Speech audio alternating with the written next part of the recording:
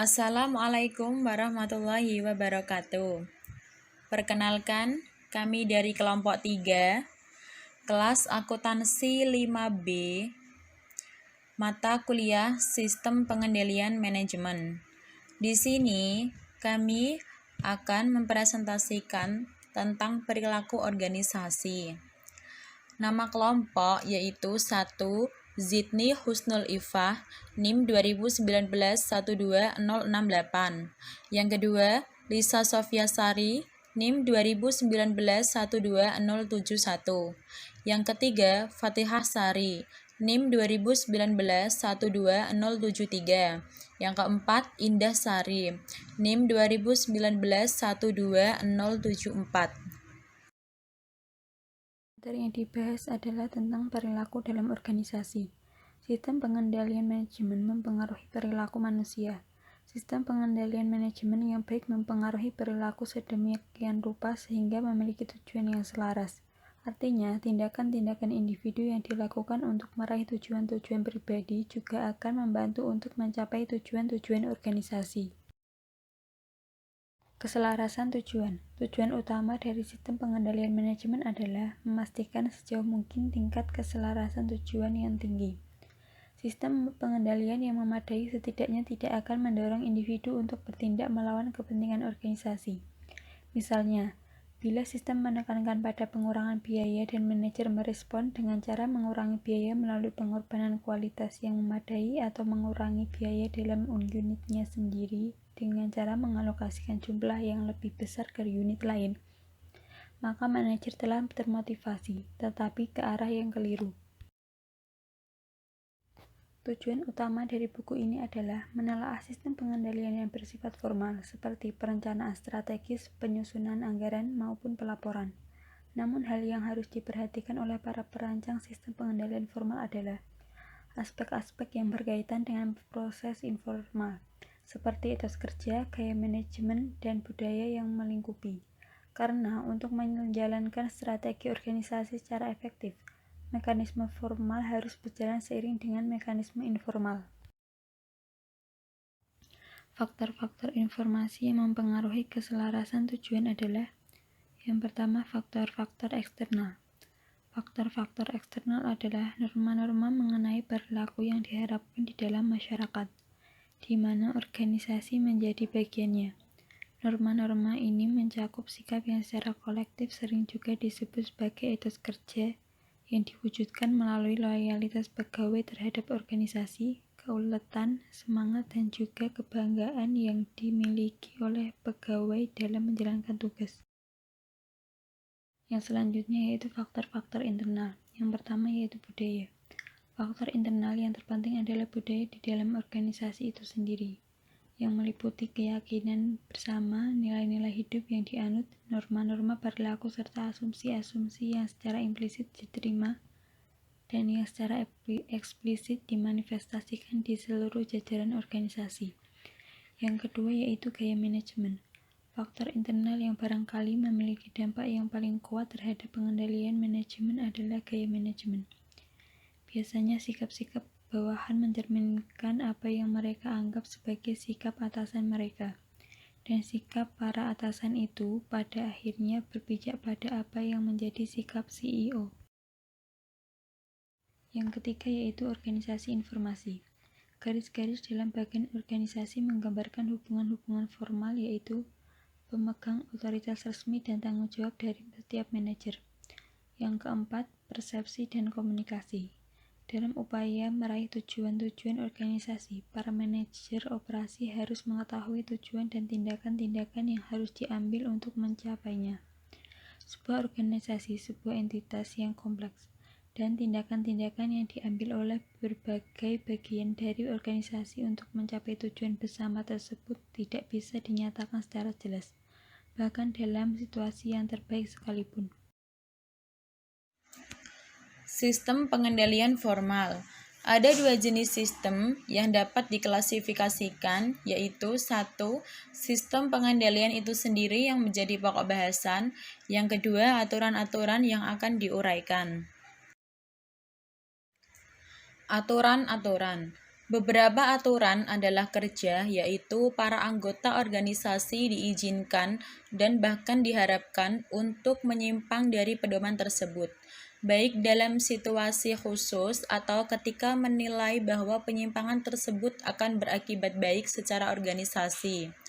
Contohnya, meskipun suatu aturan secara khusus menetapkan kriteria untuk memperluas skema kredit bagi konsumen, tetapi manajer kredit masih bisa menyepakati pemberian kredit bagi seorang konsumen yang sekarang tidak bisa memenuhi kriteria tersebut.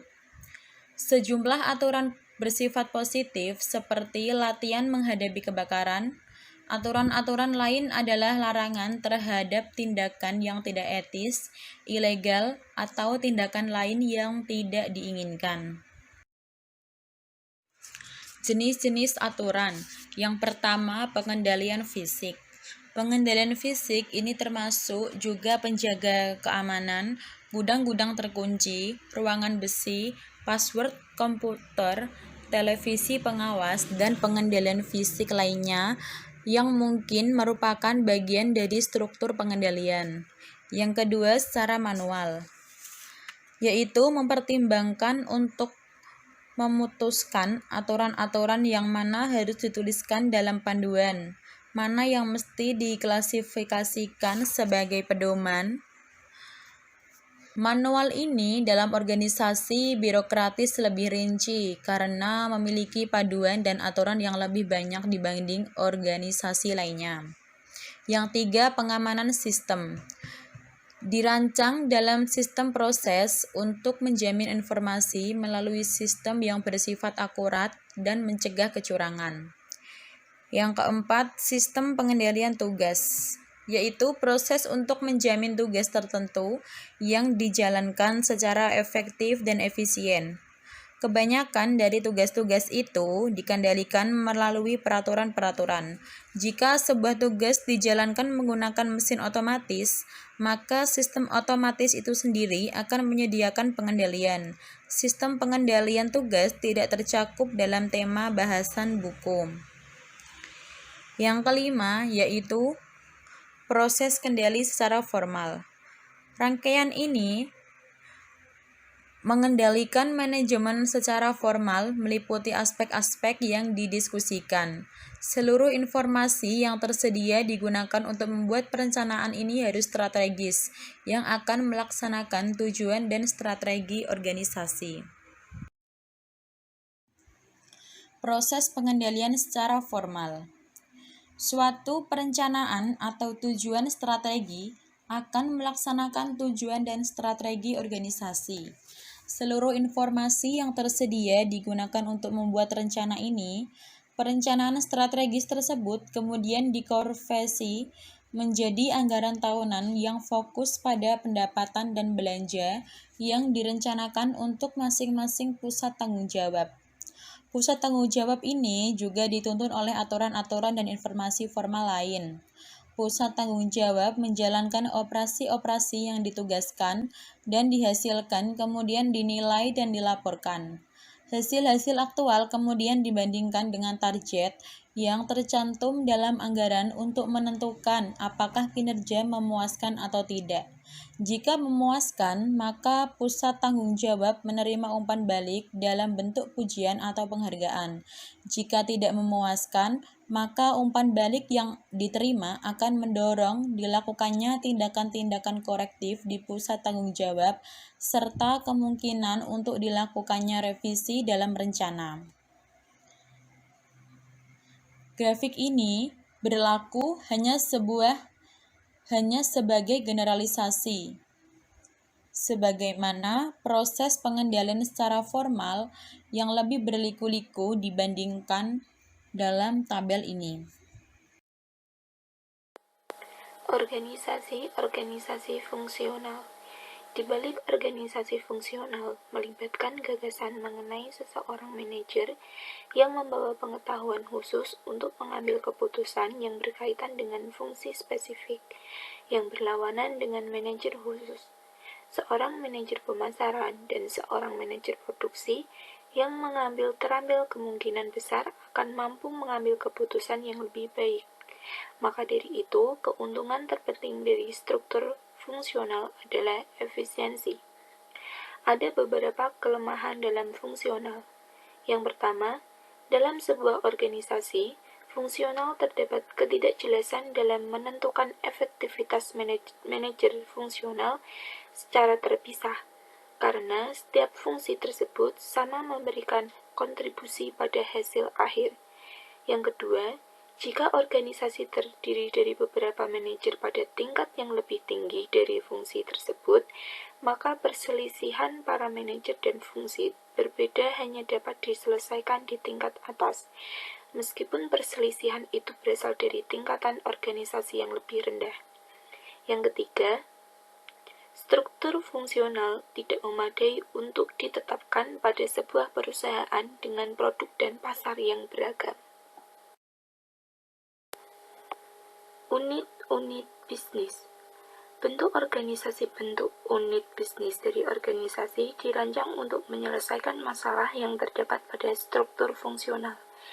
Unit bisnis, yang juga disebut dengan divisi, bertanggung jawab atas seluruh fungsi yang ada dalam produk dan pemasaran sebuah produk. Unit bisnis tersebut bertanggung jawab untuk melakukan perencanaan dan koordinasi kerja dari berbagai fungsi yang terpisah. Meskipun manajemen unit bisnis menjalankan wewenang yang sangat luas terhadap unit-unit lainnya, kantor pusat tetap memiliki sejumlah hak prerogatif. Kantor pusat juga memberikan persetujuan atas anggaran dan melakukan penilaian terhadap kinerja para manajer unit bisnis, memberikan kompetensi, dan juga suatu kondisi mendesak akan menindakkan mereka. Kantor pusat juga menetapkan kebijakan yang berlaku untuk seluruh lingkup area perusahaan, yang tergantung pada CEO dan dapat berjumlah sedikit dan bersifat umum. Fungsi kantor pusat ini sangat penting. Tanpa peranan kantor pusat, maka unit bisnis akan lebih berfungsi sebagai perusahaan yang terpisah. Keuntungan dari bentuk perusahaan unit bisnis ini adalah bahwa struktur ini bisa berfungsi sebagai tempat pelatihan bagi manajemen secara umum. Seorang manajer unit bisnis dituntut untuk bisa menunjukkan semangat kewirausahaan yang sama seperti yang dipunyai oleh CEO dari perusahaan independen. Keuntungan lain dari tipe struktur ini adalah bahwa karena unit bisnis lebih dekat dengan pasar dari produknya dibandingkan dengan kantor pusat, maka manajer unit bisnis dapat membuat keputusan produksi dan perusahaan yang lebih baik dibandingkan dengan cara diputuskan oleh kantor pusat. Kerugian dari unit bisnis ini, adanya kemungkinan bahwa masing-masing staf unit bisnis dipublikasi sejumlah pekerjaan yang dalam organisasi fungsional dikerjakan di kantor pusat. Dalam sebuah kasus jajaran staf unit bisnis, lebih banyak yang memakan biaya dibandingkan dengan yang diperoleh melalui division analisis. Masalah ini dapat dikurangi dengan cara melengkapi organisasi unit bisnis dengan keahlian fungsional tertentu secara terpusat. Implikasi terhadap rancangan sistem. Jika dalam pengendalian merupakan satu-satunya kriteria, maka semua perusahaan akan diorganisasikan ke dalam unit bisnis. Hal ini disebabkan karena organisasi unit bisnis, setiap manajer harus bertanggung jawab untuk meningkatkan kemampuan setiap produk yang dihasilkan oleh unit guna menghasilkan laba. Suatu organisasi fungsional mungkin lebih efisien karena unit fungsional yang lebih besar memberikan keuntungan ekonomi. Suatu organisasi unit bisnis membutuhkan jenis manajer yang lebih luas daripada spesialis, yang mengelola sebuah fungsi khusus dan seorang manajer umum yang berkompeten seperti sukar untuk didapatkan. Fungsi controller. Orang yang bertanggung jawab dalam merancang dan mengoperasikan sistem pengendalian manajemen disebut sebagai seorang controller. Controller biasanya menjalankan fungsi-fungsi sebagai berikut. 1. Merancang dan mengoperasikan informasi serta sistem pengendalian. 2. Menyiapkan pernyataan keuangan dan laporan keuangan, termasuk pengembalian pajak kepada para pemegang saham dan pihak-pihak eksternal lainnya. 3. Menyiapkan dan menganalisis laporan kinerja, menginterpretasikan laporan-laporan ini untuk para manajer, menganalisis program dan proposal anggaran dari beberapa segmen perusahaan, serta mengkonsolidasikannya ke dalam anggaran tahunan secara keseluruhan. 4. Melakukan supervisi audit internal dan mencatat prosedur-prosedur pengendalian untuk menjamin validitas informasi, menetapkan pengamanan yang memadai terhadap pencurian dan kecurangan, serta menjalankan audit operasional. 5. Mengembangkan personal dalam organisasi pengendalian dan berpartisipasi dalam pendidikan personal manajemen dalam kaitannya dengan fungsi pengendalian. Pengendalian atau CFO bertanggung jawab untuk memproses informasi yang dibutuhkan oleh sistem pengendalian manajemen. Relasi kejajaran organisasi. Fungsi pengendalian adalah fungsi staf. Meskipun seorang controller biasanya bertanggung jawab untuk merancang maupun mengoperasikan sistem yang mengumpulkan dan melaporkan informasi, pemanfaatan informasi ini adalah tanggung jawab jajaran manajer. Seorang pengendali bertanggung jawab untuk mengembangkan dan menganalisis tolak ukur yang digunakan untuk melakukan pengendalian, serta merekomendasikan tindakan-tindakan yang diperlukan ke pihak manajer.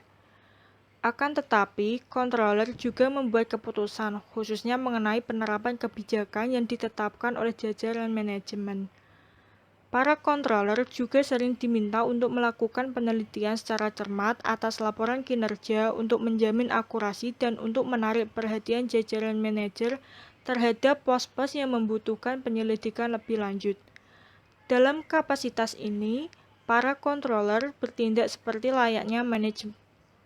Perbedaannya adalah bahwa keputusan mereka dapat dibatalkan oleh jajaran manajer kepada siapa para manajer bawahan bertanggung jawab. Controller Unit Bisnis. Para controller unit bisnis mau tidak mau telah membagi loyalitas mereka. Pada satu sisi, mereka berhutang kesetiaan pada controller korporat yang memegang tanggung jawab operasi sistem pengendalian secara keseluruhan. Di sisi lain, mereka juga berhutang kesetiaan pada para manajer di unit mereka, yaitu pihak kepada siapa mereka memberikan bantuan. Dua kemungkinan jenis hubungan itu digambarkan dalam diagram berikut. Di beberapa perusahaan, controller unit bisnis memberikan laporan kepada manajer unit bisnis dan mereka dihubungkan dengan garis putus-putus ke controller korporat.